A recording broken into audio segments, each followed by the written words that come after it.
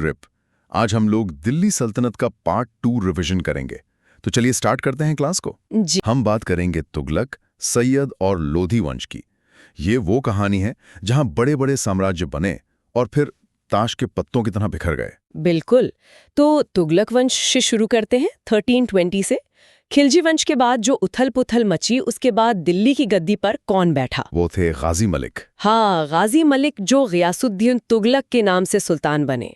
उन्होंने खिलजी वंश के आखिरी शासक खुसरो खां को हटाकर सत्ता संभाली। और उनका पहला काम था स्थिरता लाना। और आते ही उन्होंने अपनी ताकत का एक सबूत भी दिया, है ना?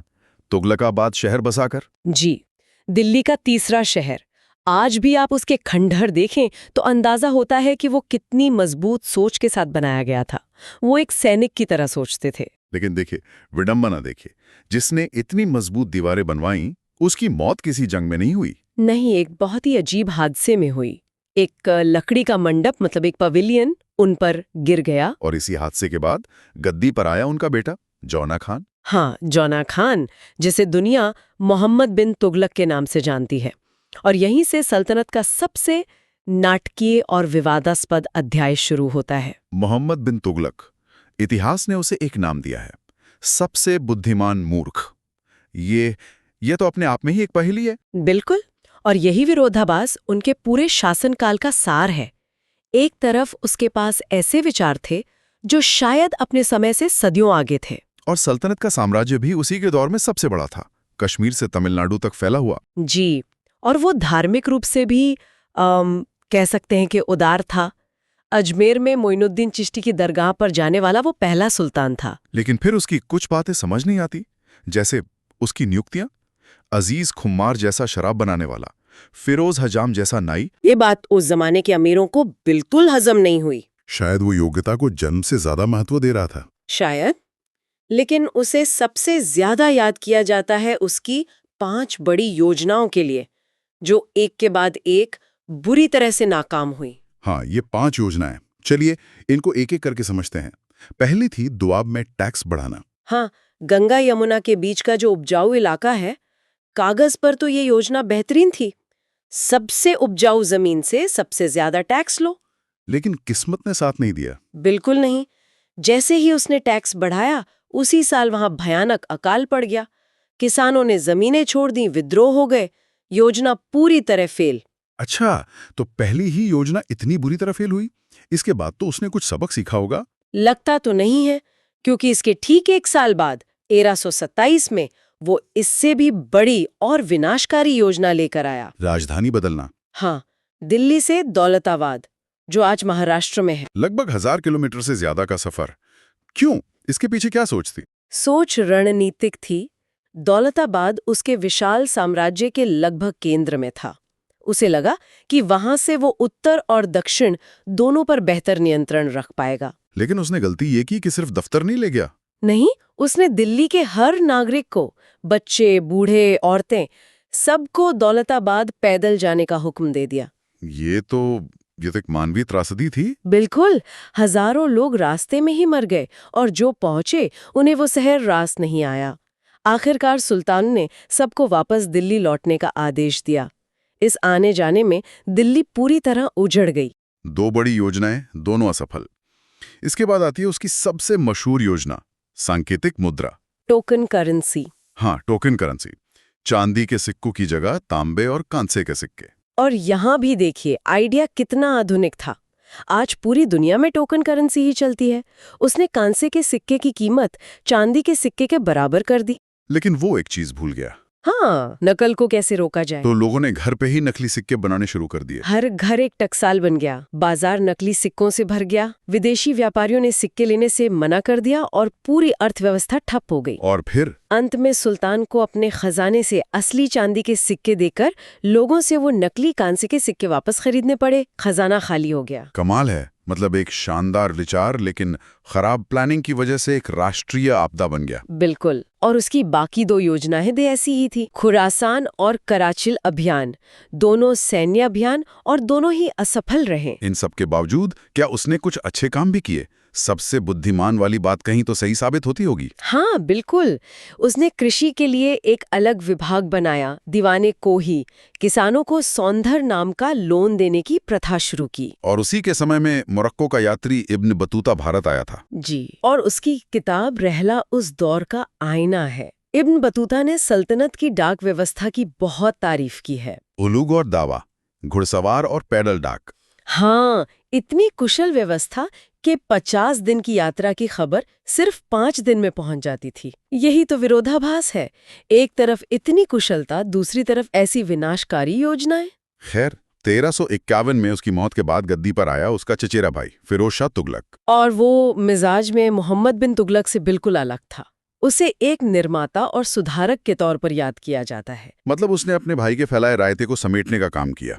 एक तरह से कह सकते हैं, उसका ध्यान बड़ी लड़ाइयों पर नहीं बल्कि प्रशासन सुधारने और निर्माण कार्य पर था।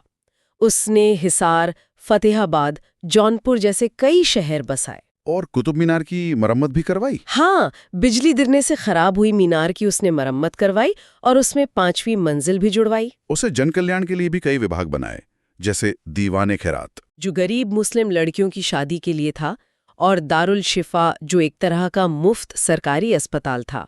एक और विभाग था दीवान ए बंदगान, यानी दासों का विभाग। ये थोड़ा अजीब लगता है। अजीब है, लेकिन ये उस दौर की सच्चाई बताता है। कहते हैं कि फिरोज शाह के पास 1,80,000 से ज्यादा दास थे। उन्हें संभालने के लिए पूरा विभाग बनाना पड़ा। और उसकी कर व्यवस्था भी काफी व्यवस्थित थी, कुरान पर आधारित। जी, 4 मुख्य कर थे: खराज, ज़कात, खम्स और जजिया। उसने जजिया को एक अलग और सख्त कर के रूप में स्थापित किया। उसने नहरें भी बनवाई थी, तो सिंचाई कर भी लगाया होगा। हाँ, हके शर्ब नाम का सिंचाई कर, जो नहर का पानी इस्तेमाल करने वाले किसानों को देना होता था। लेकिन उसकी नीतियों ने कहीं ना कहीं सल्तनत को कमजोर भी किया। बिल्कुल। उसने जागीरदारी प्रथा को वंशानुगत बना दिया, जिससे केंद्रीय नियंत्रण कमजोर हो गया और सेना पर भी ध्यान कम दिया। और इसी कमजोरी का नतीजा 1398 में देखने को मिला। तैमूर लंग का हमला। हाँ, तैमूर ने दिल्ली को इस कदर लूटा और तबाह किया कि सल्तनत फिर कभी अपने पैरों पर पूरी तरह खड़ी ही नहीं हो सकी। तुगलक वंश तो बस नाम करे गया। बिल्कुल। और जाते जाते तैमूर ने खिज्र खान नाम के एक व्यक्ति को मुल्तान का गवर्नर बना दिया, और यहीं से दिल्ली के अगले राजवंश की नींव पड़ी। तो तैमूर के हमले ने दिल्ली में एक शून्य पैदा कर दिया। इस खालीपन को भरने के लिए कौन आगे आया? वही खिज्र खान जिसे तैमूर छोड़ गया था।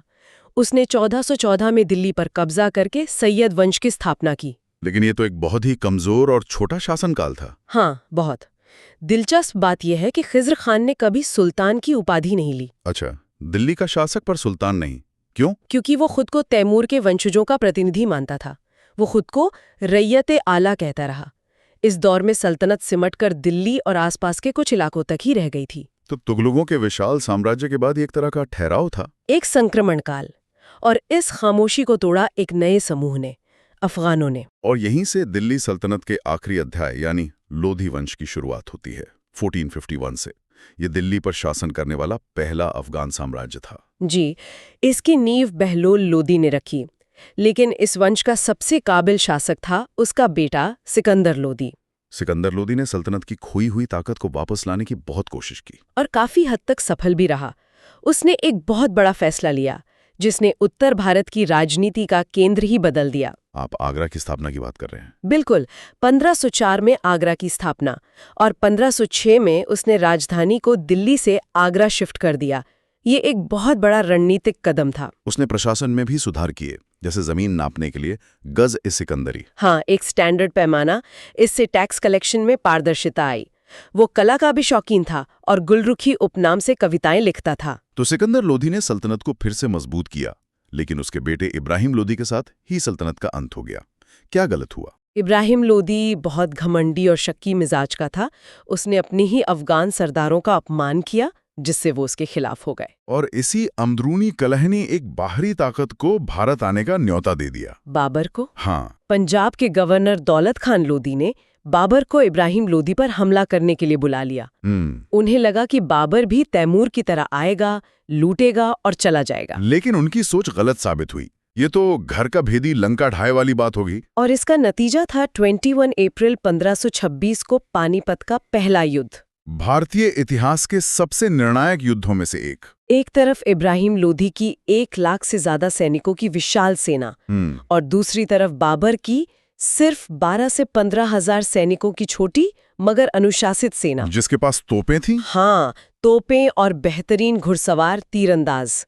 बाबर की आधुनिक युद्ध नीति के सामने लोदी की सेना टिक नहीं पाई और इब्राहिम लोदी युद्ध के मैदान में ही मारा गया। जी, वो दिल्ली सल्तनत का एकमात्र सुल्तान था जो युद्ध भूमि में लड़ते हुए मारा गया। उसकी मौत सिर्फ एक सुल्तान की मौत नहीं थी, वो 320 साल पुरानी दिल्ली सल्तनत का अंत था। उस दिन पानीपत के मैदान में एक साम्राज्य का सूरज डूबा और एक नए मुगल साम्राज्य का सूरज उग रहा था। बहुत सटीक सारांश है। और अगले भाग में हम इसी कहानी को आगे बढ़ाएंगे और देखेंगे कि बाबर ने कैसे हिंदुस्तान में मुगल साम्राज्य की नींव रखी। बिल्कुल। लेकिन आज की चर्चा को खत्म करते हुए एक सवाल हमारे श्रोताओं के लिए। ये सोचने वाली बात है कि कैसे एक स्थानीय गवर्नर का एक विदेशी आक्रमणकारी को भेजा गया निमंत्रण पूरे उपमहाद्वीप के इतिहास की दिशा बदल देता है। क्या बड़े-बड़े साम्राज्य सिर्फ बाहरी ताकतों के हमले से ही ढहते हैं, या उनके पतन के लिए हमेशा अंदरूनी विश्वासघात और दरारें ज्यादा जिम्मेदार होती हैं?